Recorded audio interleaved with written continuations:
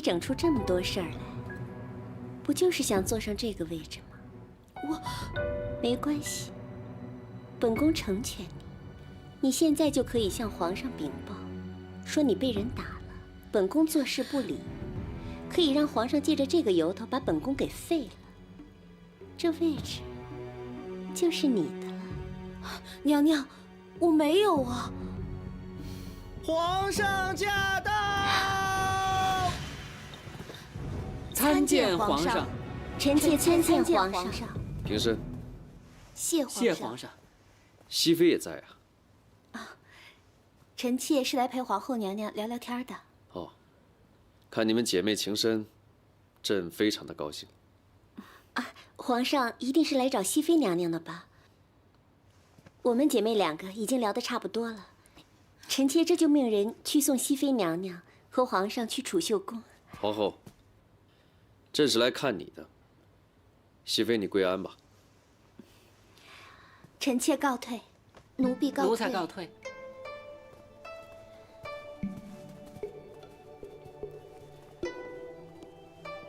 朕最近国事繁忙，很少来看你，朕心里非常内疚。朕今晚就不走了，留下来好好的陪你聊聊天。这怎么了？没事儿，臣妾只是太高兴了。哼，傻瓜，我们本来就是夫妻，对吗？这夜荷花呀，只有在夜深人静、有月光的时候才会开，所以在晚上浇它呀，它才会长得更好。莲儿，你怎么还有心情在这浇花啊？这皇上都跑到皇后那儿去了。那又怎么样？皇后也是皇上的妻子呀。可是皇上他不是最宠你的吗？我之前看你们那么好，我还以为他会一直留在这儿呢。哎呀，这男人的心变得这么快，一眨眼的功夫就又跑到别人那儿去了。可能这个世上的男人都是这样吧。女人的心很小，往往只能装下一个人，可男人的心却很大，可以装下好多人。谁说的？朕的心很小，只能容纳莲儿一个人。皇上吉祥。都起来吧。让你受委屈了。皇后娘娘也是皇上的妻子，皇上雨露均沾，臣妾一点也不委屈。边疆那儿刚刚发生战事，朝中的众位大将又各司其职，唯有皇后的弟弟扎兰坦，算得上是一员猛将。朕要人家的孩子替朕出生入死，也难免要对人家的女儿好一些，你明白吗？臣妾明白。没几天就出征了，朕怕你多心，特地过来告诉你一声，回头好好补偿补偿你。皇上啊，您还是要以国事为重，不用总是挂念臣妾。还是你最懂事，你知道吗？朕是趁皇后娘娘熟睡的时候跑过来的，朕得马上回去。你觉得是不是该给朕一点表示呢？怎么表示？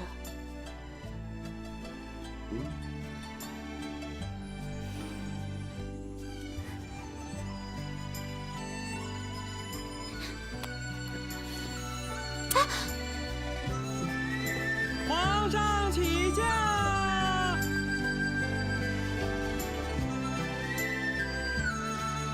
皇上贵为天子之尊，居然还能这么做。莲儿，你真是好福气。我也这么觉得。那以后我也要找一个像这样的男人。你会的。苏公公，最近这几天没什么事儿了吧？皇上去了皇后那里，就好多了。奴才派人查过了，是各宫里的妃子们弃娘娘过于受宠，故意联合起来殴打奴才们出气的。这深宫真可怕，集宠于一身，就等于集怨于一身。是我连累你们了。奴才能有今天都是娘娘给的，奴才不委屈。况且奴才在宫中这么多年了，要解决这点问题也不是什么难事儿。你有什么好办法？我打算先找几个小太监，把各个妃子贴身的侍卫都打一顿，各个妃子心里有鬼，自然不敢声张。时间一久，他们怕惹麻烦，肯定就都不敢动手了。你呀，以后做事小心一点，千万别出什么差错。这。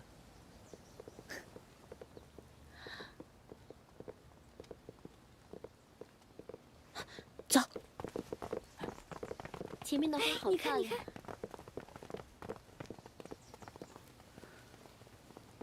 皇后不喜欢我们，我们还是躲远点比较好。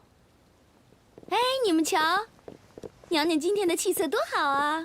可不是嘛，皇上天天去娘娘那儿，娘娘心情好，自然呀，脸色也红润多了。是啊，有吗？本宫觉得，只是最近呢睡得比较好而已。瞧瞧，娘娘害羞了，娘娘害羞了。有什么大不了的？不过才几天而已。千贵人，大家这么开心，你说什么呢？我没说什么呀。娘娘，我是替您不平。不平？是啊。臣妾听说呀，皇上是要皇后的弟弟到边疆那儿去打仗，所以才对皇后好的。啊，等将士们一出征啊，皇上就不再去坤宁宫了。你胡说！我也是听说的，是不是胡说？娘娘自己最清楚了。哎，你们想啊，皇上一直都宠着储秀宫那一位，这好端端的，怎么又忽然跑到坤宁宫去了呢？是不是也太快了点儿？不逛了，今儿都逛了一天了，本宫这身子也乏了。走了，回去吧。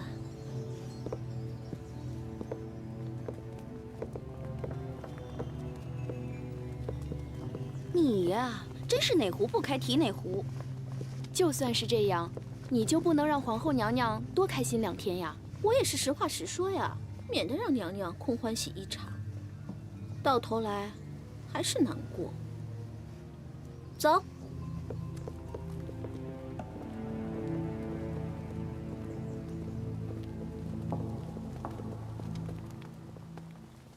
苏公公，你说有没有办法让皇上在坤宁宫待得久一点？要不直接跟皇上说吧？不行，你还是想想别的办法吧。皇上对本宫一片真情，我不想让皇上被别人说利用自己的皇后。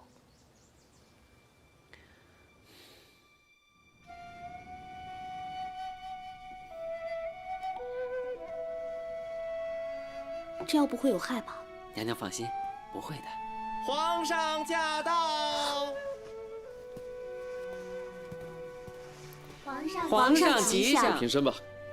谢皇上。灵儿，来，好久没见你了，特别的想你。本来好不容易等到将士们出征了，你身子又不方便，现下好了吧？臣妾的身子还是有些不方便。还不方便？都7、8天了，会不会是生病了？来人，宣太医。皇上，不用了，臣妾自己的身子自己清楚，休息几天就没事了。皇上您看，臣妾这什么都没准备，要不皇上去皇后娘娘那儿吧？你怎么要朕去皇后那儿？你讨厌朕？怎么会呢？那好，朕今儿个就不走了啊，陪你说说话，聊聊天。哎，皇上，皇后那里准备了好多好东西，还有很多江南的糕点，可好吃了。看来今儿个你是非要我去皇后那儿不可了。灵儿，如果朕去皇后那边成了习惯，不回来了，难道你也不在乎吗？好，朕答应你，不过你不要后悔。臣妾恭送皇上。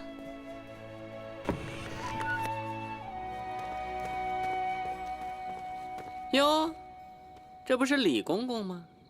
这么急上哪儿去啊？我随便溜达溜达，溜达溜达。这黑灯瞎火的，有什么好溜达的？哦，我知道了，是皇上来了储秀宫，你想找机会巴结一下，是不是啊？您瞧瞧，这什么事儿都瞒不过您那双金睛火眼，是不是？当然了，在太监房的时候蒙您照顾了，以后我会一桩一桩、一件一件的报答回来。不了解你哪儿成啊？哎呦，苏公公，您看看，小的呀，以前是有眼不识泰山，错把那金镶玉当成狗屎。要不今儿个我自个儿罚自个儿，您看成吗？哎呦，哎呦，这不疼不痒的，我都懒得看了。哎呦，苏公公，我使劲儿，使劲儿打。嘿，嘿，哎呀，哎呀，苏公公，您看，这成吗？啊！哟，这小脸打的，疼吗？疼，疼？真的疼趴下。啊！我叫你趴下，你没听见吗？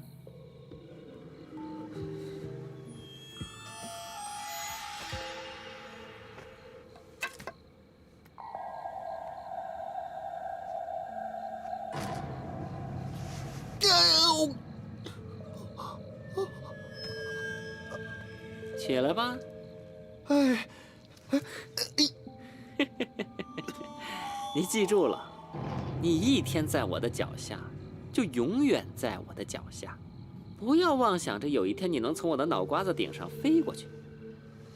不要再打什么小九九，下一回我就没这么容易放过你了。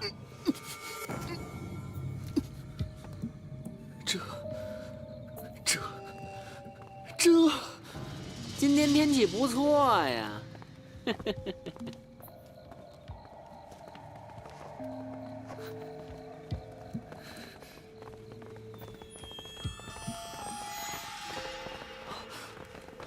参见皇上。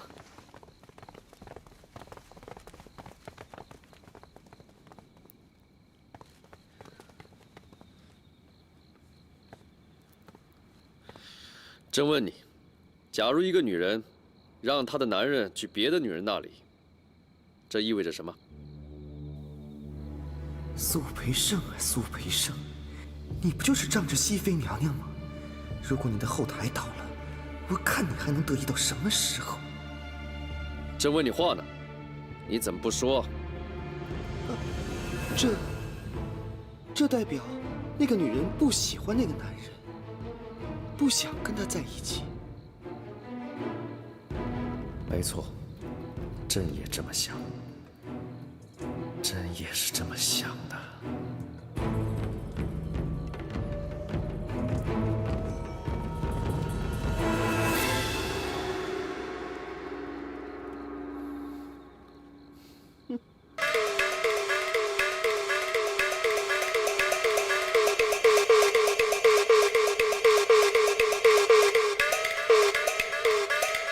娘娘的扮相真好看。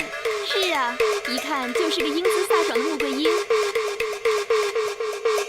千贵人，你说是吧？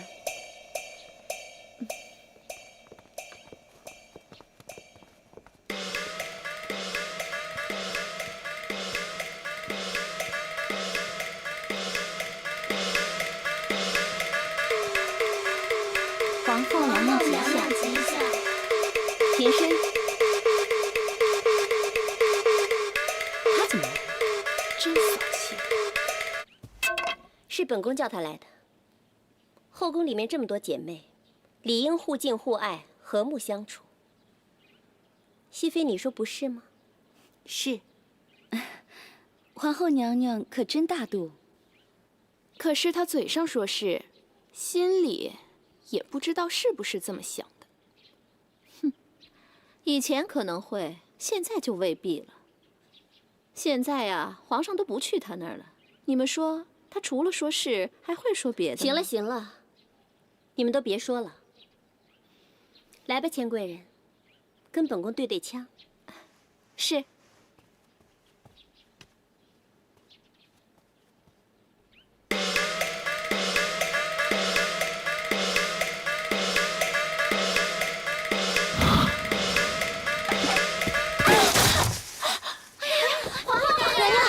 你没事吧？娘娘，臣妾不是故意的。这畅音阁的栏杆已经很久没修过了，大家一定要小心啊！没事没事，我们接着练吧。来，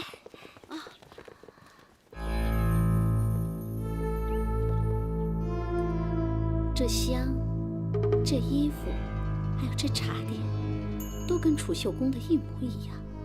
如果所有的条件都一样，本宫一定会比他强。参见千贵人。是皇上来了吗？皇上今儿又去皇后娘娘那儿了。什么？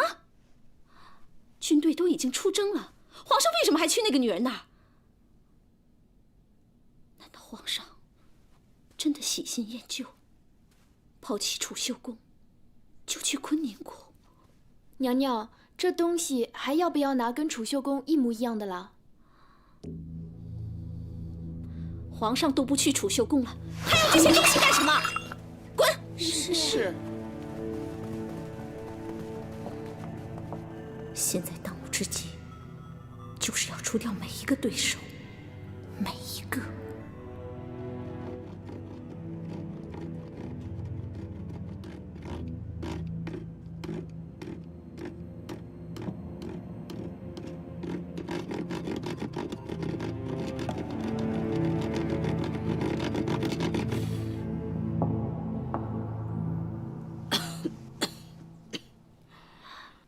额娘的心绞痛还没有好啊。老毛病了，一时半会儿是好不了了。太医都说了，只不过是在挨日子罢了。额娘快别这么说，额娘一定会长命百岁的。姐妹们，你们说是不是啊？当然了，是啊。借你们吉言了，但愿如此。哎，皇后，你今天气色可真好啊！臣妾听太医说啊，人要多活动，精神才会好。于是最近臣妾没事便去唱唱戏，练练功。这日子久了，饭也吃得香了，觉也睡得沉了，身上的小毛病啊都没有了。真的吗？真的。额娘也可以试一试啊，兴许能把身上的病全都治好了呢。本宫确实有好长一段时间都没有出门了。今天听你说起这个，倒是把本宫听戏的瘾给勾起来了。不如我们去畅音阁瞧瞧吧。好啊。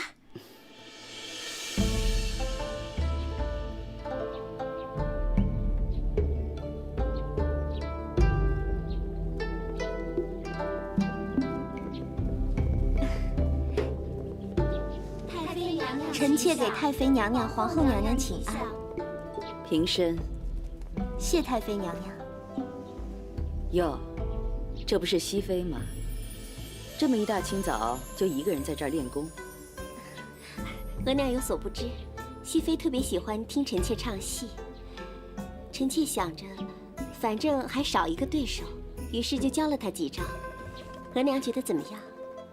一个人耍有什么好看？得两个人耍才好看。那不如臣妾给额娘露两手吧。可你踩的是花盆底儿，行吗？行，怎么不行？这样才能显示出臣妾的功夫呢。那我就看看吧。拿枪来。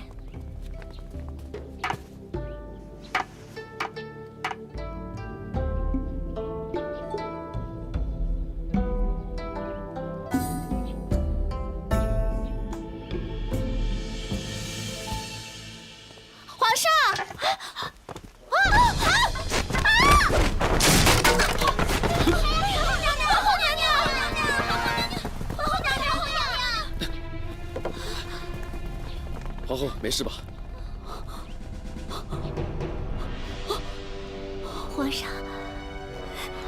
没事儿。你怎么那么不小心啊？你是不是故意的？你故意想害皇后娘娘，让皇上和太妃娘……啊！太妃娘娘！太妃娘娘！额娘！太妃娘娘！额娘！太妃娘娘！太妃娘娘！皇后娘！太妃娘娘！传太医！皇后娘！太妃娘娘！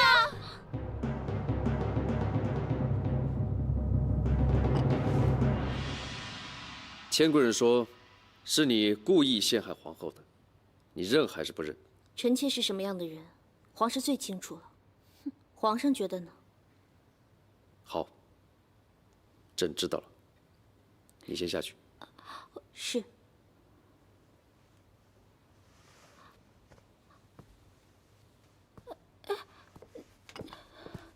皇上，皇上怎么就让他这么走了呢？那可是杀人的罪名啊！朕相信他不是故意的。皇上，知人知面不知心，您查都没查就断定这一切，臣妾不服啊！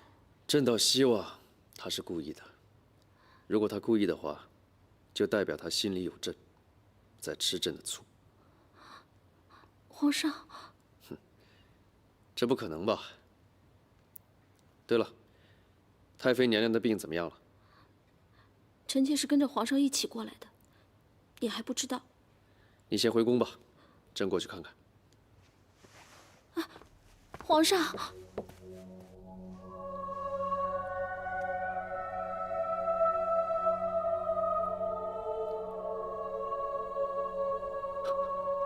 额娘，额娘，请醒，醒醒，看看儿子。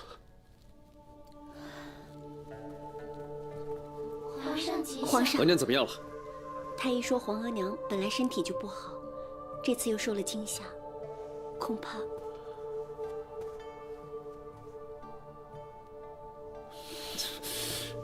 皇上，臣弟求您了，求皇上封额娘为太后，让额娘入土为安。皇上，求求皇上了！你们都下去吧，朕要单独跟额娘待一会儿。皇上。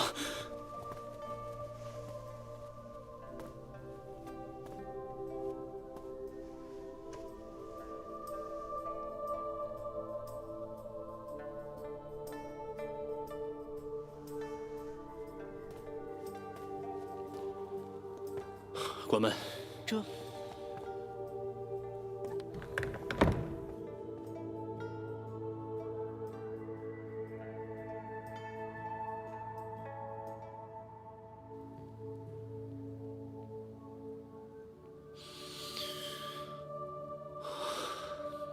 来人。奴才在。皇上有旨，册封秦太妃为太后，100年后随先帝入葬。王爷，刚才皇上并没有这样说啊。王爷这样做的话，那可是假传圣旨啊。臣弟刚才请示皇上的时候，皇上挥了挥手，臣弟就全当是皇上答应了。皇后娘娘，臣弟现在什么都顾不上，臣弟倘若因此而获罪，就当是臣弟报答额娘的养育之恩了。臣弟要去准备册封之事了，告辞。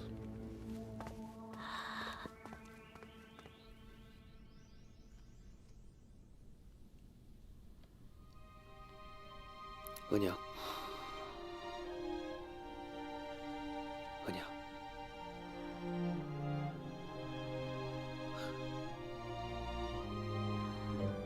老十七，你怎么又跑来了呢？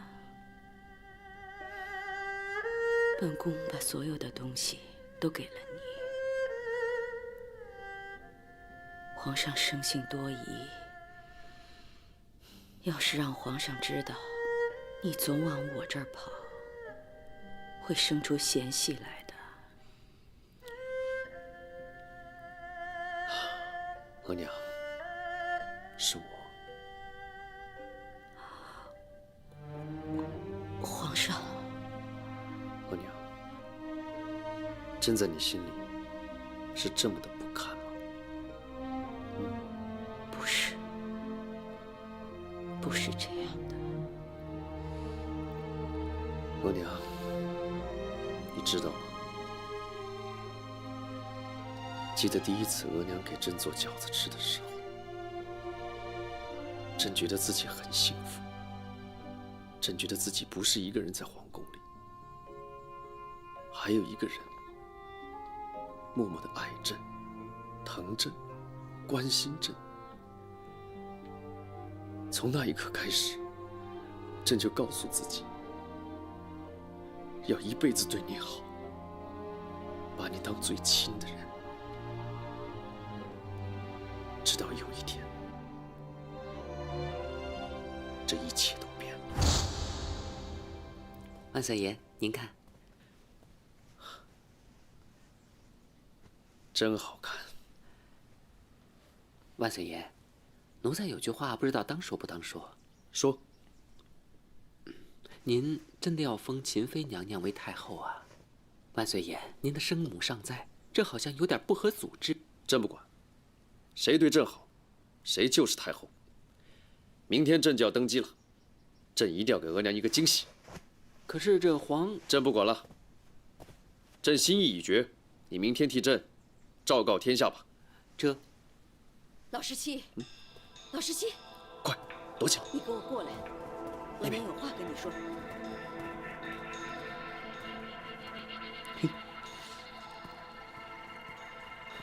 老十七，额娘，儿臣真不明白，刚才在大殿之上，你为什么要当着那么多大臣的面说皇阿玛要把皇位传给四哥？难道真是这样吗？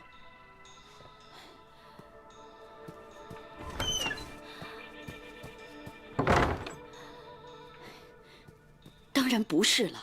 你皇阿玛走的时候，额娘又不在场，额娘怎么会知道你皇阿玛要把皇位传给谁呀？额娘这不是欺君吗？额娘这么做都是为了你。为我？你有所不知，你皇阿玛在世的时候对你那么器重，而你那几个兄弟个个都恨死你了，希望逮着机会就置你于死地。可咱们娘俩，一没权，二又没势，到时候就像砧板上的肉，躲也躲不掉的。现在继承皇位的是四阿哥，就不一样了。这宫里上上下下都说他是篡位的，只要我坚持说他是正统的，他就是正统的。他一定会真心真意地尊重我，对你好。万一有一天他想动我们母子俩，我就把先皇根本没有遗诏的事给捅出来。那时候鱼死网破，他就不敢动我们了。额娘，没想到额娘居然想了这么多。深宫的路总是非常艰难，每一步都必须走好，不然你根本就活不到今天。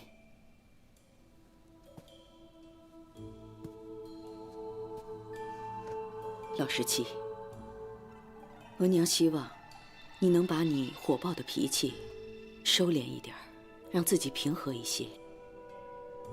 额娘年轻的时候，在闺阁里脾气一样很火爆，可是在这深宫里头，得学着怎么把自己的脾气压下去，学着怎么笑，还要对每一个人都好，这是门很大的学问。可是，别可是了，赶快出去吧，要让皇上知道你还留在这儿，他会生气的。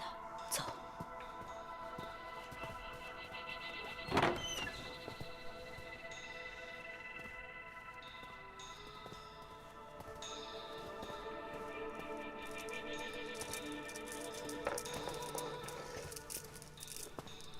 皇上，这封太后的圣旨还要下吗？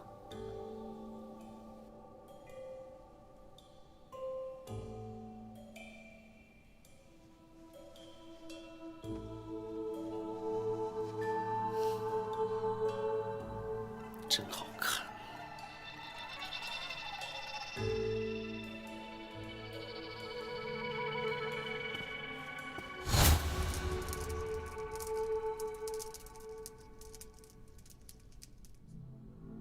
原来是这件事。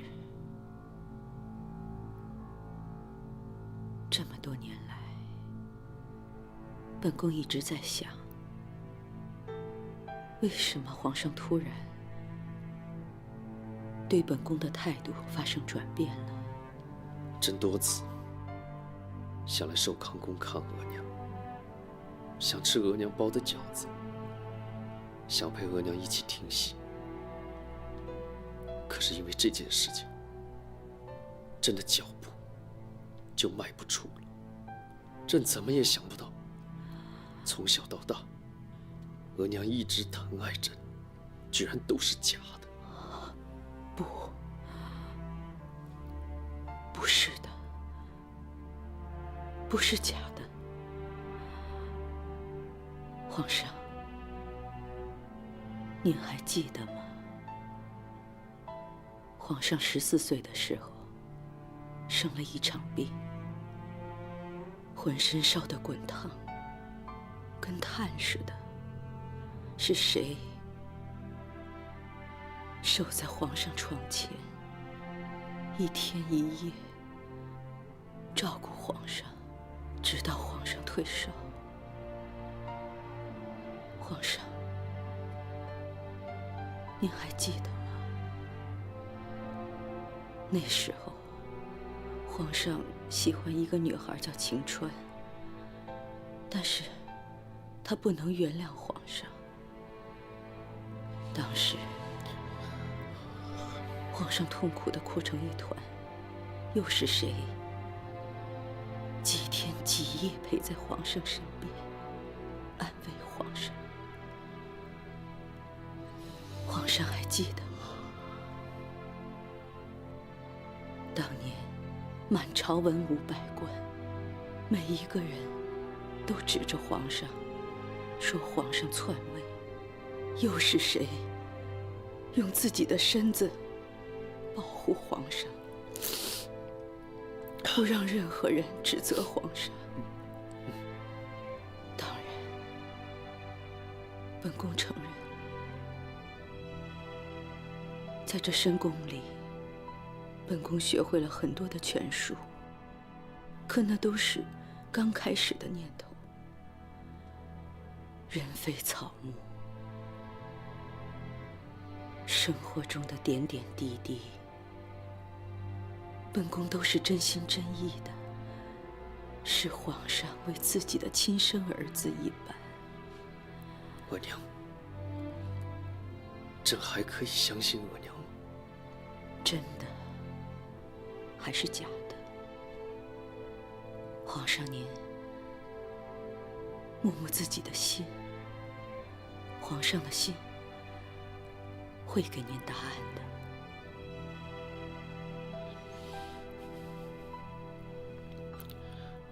好，朕相信额娘。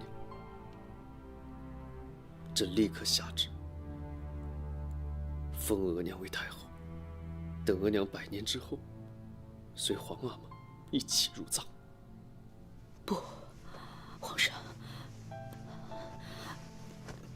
等一下。额娘，额娘还有什么吩咐？皇上，本宫已经想通了，人死如灯灭，能不能随先帝葬在一起已经不重要。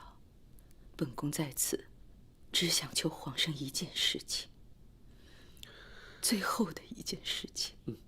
如果皇上能够答应的话，本宫死也瞑目了。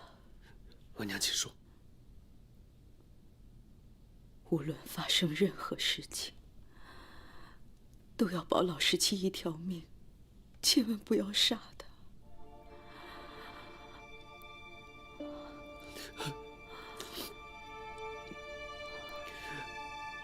额娘，在额娘的心里，朕就是一个杀人狂魔吗？如果是的话，那额娘刚才给朕所说的话，朕就当是一出戏了。额娘只有一个目的，就是想给老十七争取一块免死金吧。朕明白。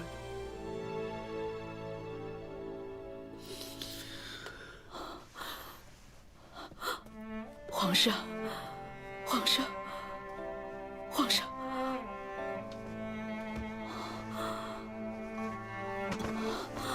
皇上。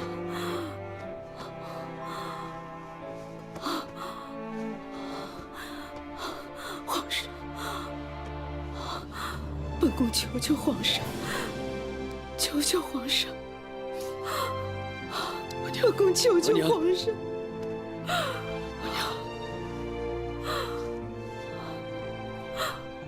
好吧，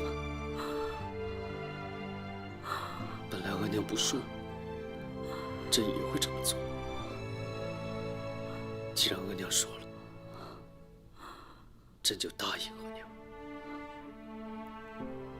朕只答应额娘这一条，答应额娘这一条。谢谢皇上，谢谢皇上。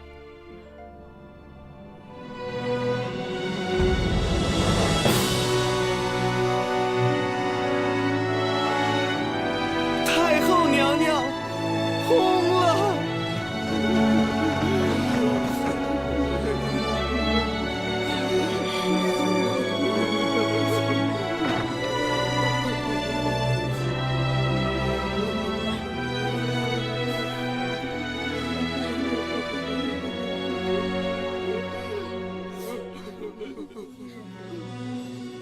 众大臣怎么来？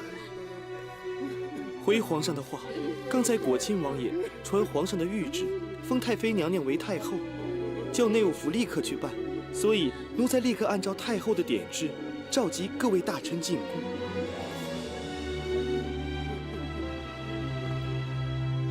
朕没有说过。这是果亲王爷他……朕没有说封太妃为太后，叫他们立刻回去。皇上息怒，奴才立刻去办。皇上没有封太妃娘娘为太后，众位大人请回吧。全部都滚！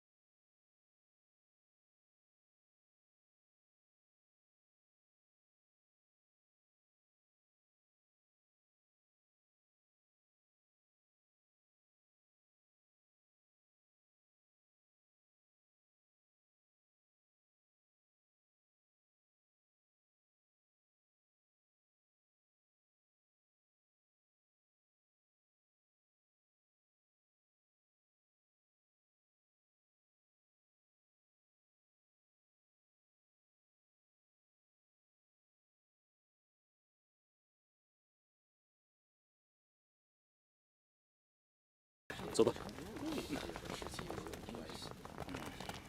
大人，你们入夜时分才进宫守候，怎么太妃娘娘刚去世，大人们就都出宫了？谁知道啊！我们接到口谕说，太妃娘娘已经封为太后了，这才赶过来。没想到皇上还不承认，还把我们给赶出来。哎，看来这17爷和皇上的矛盾，哼，是越来越深了。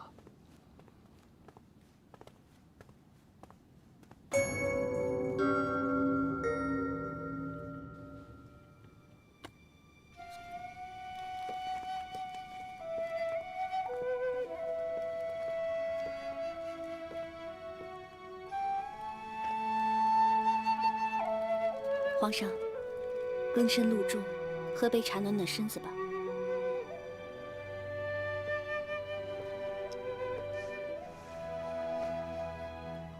莲儿，你说人死了，是去了他想去的地方，还是会留下来？皇上，别这样。您这样的话，太妃娘娘会走得不安心的。额娘一定会离开这儿。额娘不愿意留下来，因为这里有朕。额娘讨厌朕。皇上，你知道吗？额娘最后走的时候，留下的话都是给十七弟的。十七弟比朕幸福。十七爷有十七爷的幸福，皇上有皇上的幸福。皇上您看，我不是一直陪在您身边吗？是啊，幸好还有你。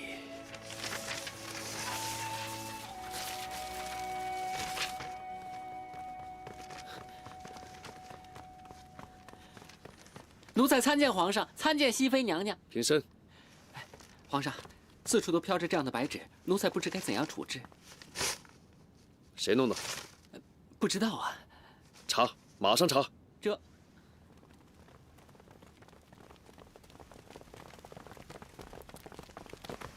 参见皇上。什么事？此人在宫中四处撒这种白纸，臣将其抓来交给皇上处置。你什么意思？臣只是想替皇上解燃眉之急。你不怕掉脑袋？只要是为皇上，肝脑涂地，死而后已。跟着来。恭送皇上，恭送皇上，恭送皇上。